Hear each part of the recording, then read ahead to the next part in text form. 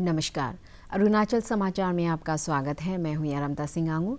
आइए बुलेटिन में सबसे पहले देखते हैं मुख्य समाचार। राष्ट्रपति रामनाथ कोविंद ने 2020 के लिए प्रदान किए पद्म पुरस्कार। पूर्व केंद्रीय मंत्री अरुण जेटली, जॉर्ज फर्नांडिस और सुषमा स्वराज को मरणोपरांत पद्म विभूषण से किया गया सम्मानित। अरुणाचल प्रदेश के येशी दोरजी थोंगची और सत्यनारायण मुंडयूर को भी मिला पद्मश्री पुरस्कार।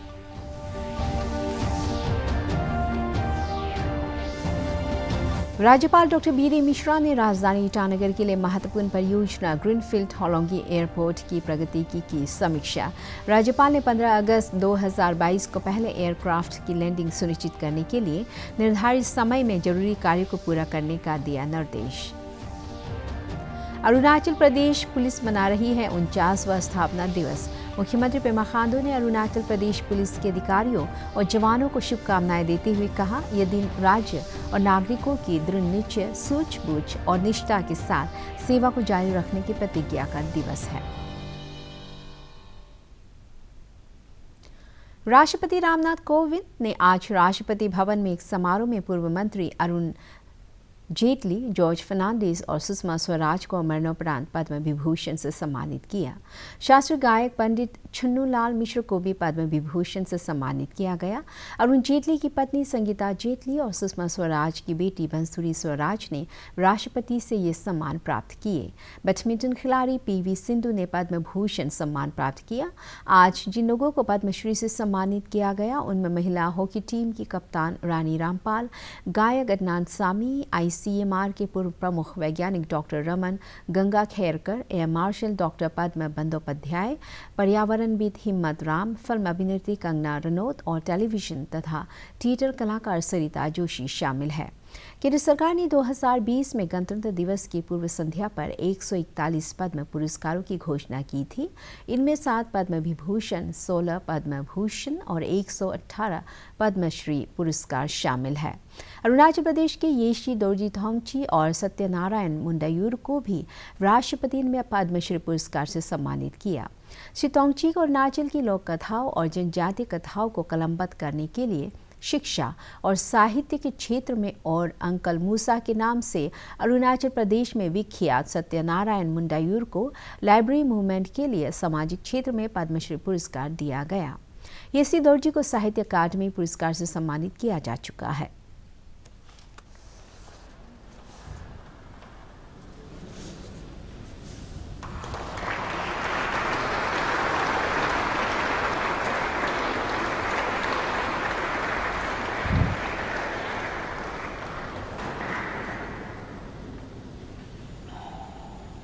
तो मैं बहुत आभारी हूँ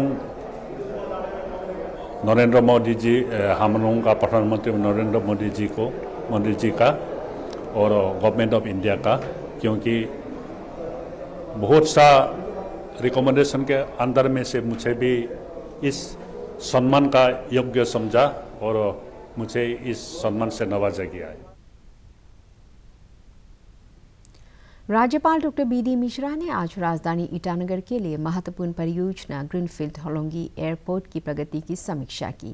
राज्यपाल ने 15 अगस्त 2022 को पहले एयरक्राफ्ट की लैंडिंग सुनिश्चित करने के लिए निर्धारित समय में जरूरी कार्य को पूरा करने को कहा।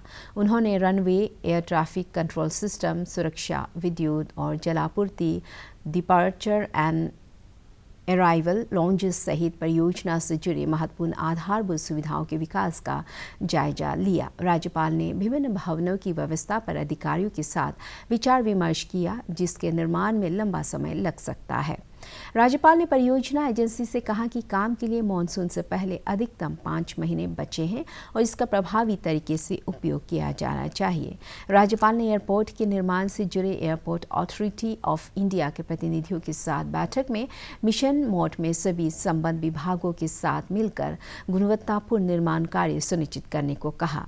उन्होंने अधिकारियों से प्रत्येक महीने कार्य की प्रगति की समीक्षा करने और पुलिस विभाग से एयरपोर्ट पर सिक्योरिटी ड्यूटी के लिए कर्मियों का चयन और उन्हें समय पूर्व प्रशिक्षण देने को कहा। अरुणाचल प्रदेश पुलिस आज अपना 49वां स्थापना दिवस मना रही है। इस अवसर पर मुख्यमंत्री पेमा खांडू ने अरुणाचल प्रदेश पुलिस के अधिकारियों और जवानों को शुभकामनाएं देते हुए कहा कि यह दिन राज्य और नागरिकों की दृढ़ निश्चय, सूझबूझ और निष्ठा के साथ सेवा को जारी रखने की प्रतिज्ञा का दिवस है। पपुमपारे जिले के बंदरदेवा में स्थित पुलिस प्रशिक्षण केंद्र में आयोजित मुख्य स्थापना दिवस समारोह में राज्य के उप मुख्यमंत्री चाउना मेन, गृह मंत्री बामांग फेलिक्स, कई विधायक, राज्य के पुलिस महानिदेशक आरपी उपाध्याय और कई आला अधिकारी मौजूद थे। अपने संबोधन में उप मुख्यमंत्री ने कहा कि अगले वर्ष अरुणाचल प्रदेश के साथ ही अरुणाचल प्रदेश पुलिस भी अपनी स्थापना की रजत जयंती मनाएगी। उन्होंने राज्य सरकार की तरफ से पुलिस विभाग को पर्याप्त वित्तीय संसाधन उपलब्ध कराने का आश्वासन दिया।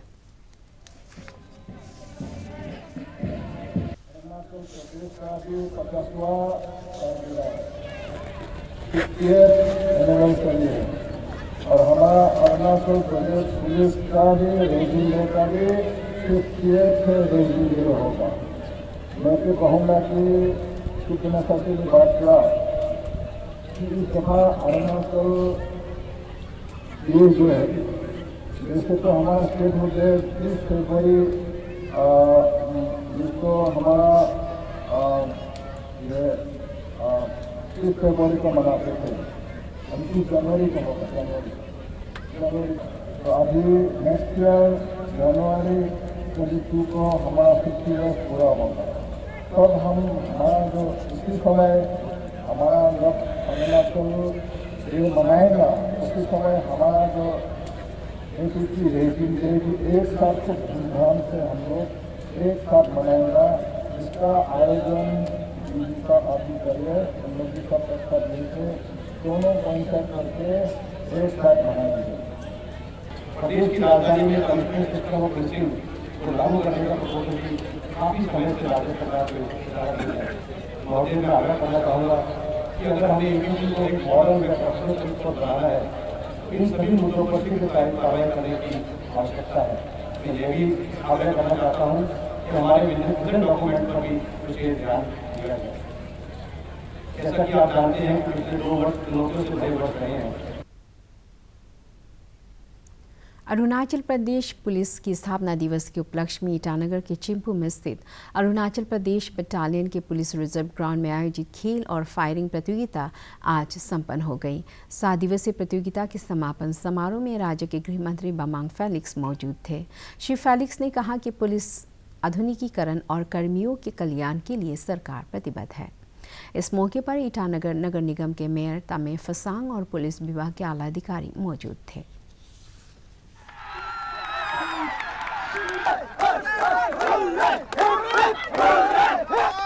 अभी 2 साल के बाद आज हम लोग इस साल पूरा ये डिस्ट्रिक्ट से कंपटीशन हो के फुटबॉल हो गया, वॉलीबॉल हो गया, फायरिंग कंपटीशन हो गया और कुछ track events, badminton, indoor hall. तो इस बार भी कोरोना तो पूरा क्लियर नहीं होने के कारण से काफ़ी इवेंट्स को हम लोग इंट्रोड्यूस नहीं किया। तो आने वाले दिन जो है ये जो 49th Arunachal Pradesh police raising day को कॉन्सेप्ट भी किया है। तो आने वाला साल जो है 2022 को 50 साल होने जा रहा है जो हमारा ये पुलिस शुरुआत हुआ था। तो वी विल इंश्योर दैट कि next year we are going to make almost maximum events जो अक्रॉस अरुणाचल प्रदेश में पुलिस की फैमिली में कंपटीशन होगा। प्रधानमंत्री नरेंद्र मोदी ने भारतीय जनता पार्टी के वरिष्ठ नेता लालकृष्ण आडवाणी को उनके जन्मदिन पर बधाई दी है। उन्होंने श्री आडवाणी की दीर्घायु और स्वस्थ जीवन की कामना की है।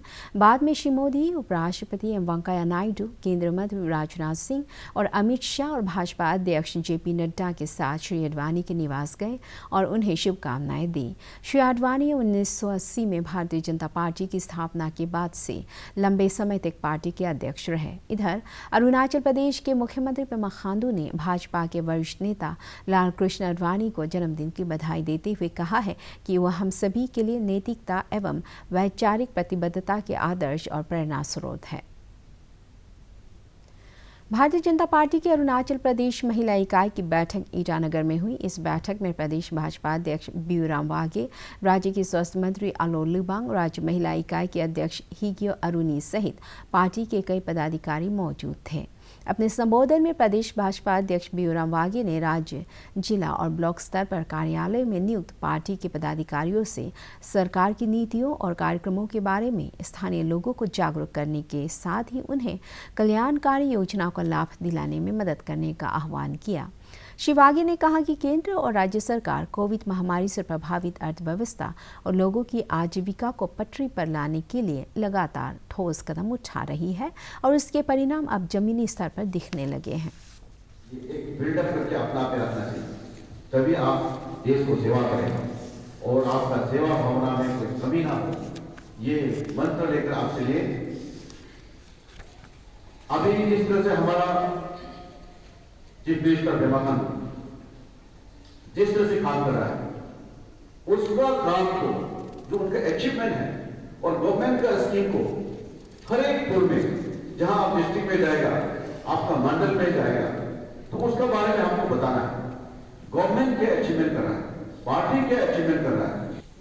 हमारा जो पार्टी को आगे बढ़ाने के लिए एक दूसरे को साथ देना, सपोर्ट करना, शेयर करना काफी जरूरी है। तो इसलिए हम लोग यहाँ पे इसी बात को चर्चा करने के लिए आए हैं और आपस में शेयरिंग होना है, तो इसके लिए हम लोग गैदर हैं।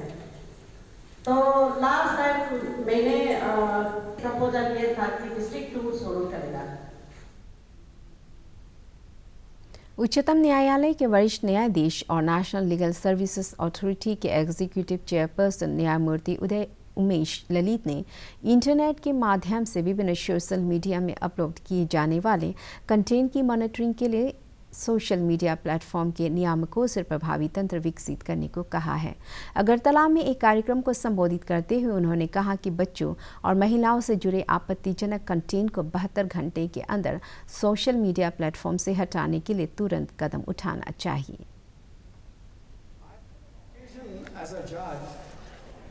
To deal with a matter, and all these internet service providers, I asked them, can you not prohibit a particular offensive material to be aired or to be telecast?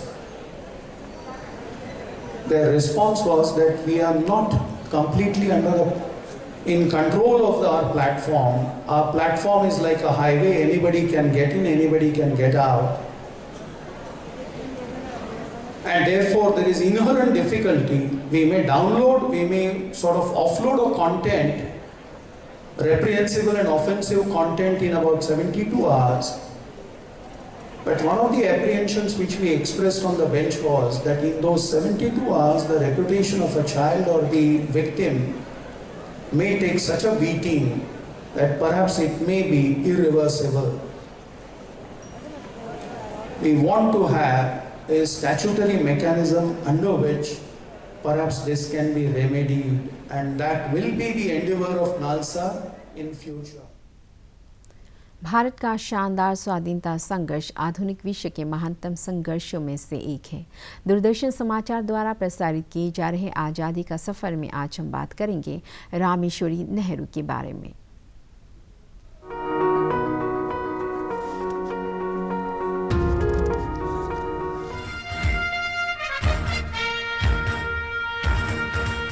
आठ नवंबर 1966 एक असाधारण महिला स्वतंत्रता सेनानी रामेश्वरी नेहरू की पुण्यतिथि है। माताजी कहकर पुकारे जाने वाली रामेश्वरी ने महिलाओं को जागरूक करने में महत्वपूर्ण भूमिका निभाई और भारत में महिला आंदोलन के इतिहास में अमिट छाप छोड़ी। रामेश्वरी नेहरू का विवाह मोतीलाल नेहरू के भतीजे ब्रजलाल नेहरू से हुआ था। रामेश्वरी नेहरू ने अपनी इस भूमिका की शुरुआत प्रयागराज के आनंद भवन से की थी। ये भवन महिलाओं के मुद्दों के लिए संघर्ष और मातृभूमि की स्वाधीनता के लिए स्वतंत्रता सेनानियों की कर्मभूमि था। रामेश्वरी नेहरू महिला भारत संघ और ऑल इंडिया विमेन कॉन्फ्रेंस की सक्रिय सदस्य थीं। उन्होंने वैश्यालयों से छुड़ाई गई महिलाओं को आश्रय देने के लिए नारी निकेतन शुरू किया था। ब्रिटिश सरकार ने जब 1928 में शारीरिक संबंध बनाने के लिए लड़कियों की सहमति की आयु तय करने के बारे में एज ऑफ कंसेंट समिति बनाई तो रामेश्वरी इसमें एकमात्र भारतीय महिला सदस्य थीं। इस समिति की रिपोर्ट ने ही बाल विवाह रोकथाम अधिनियम की नींव रखी। महिलाओं के पुरुषों के साथ अरुणाचल प्रदेश खो खो संघ की गवर्निंग बॉडी की पहली बैठक रविवार को Dorji Khandu state convention centre Itanagar में हुई।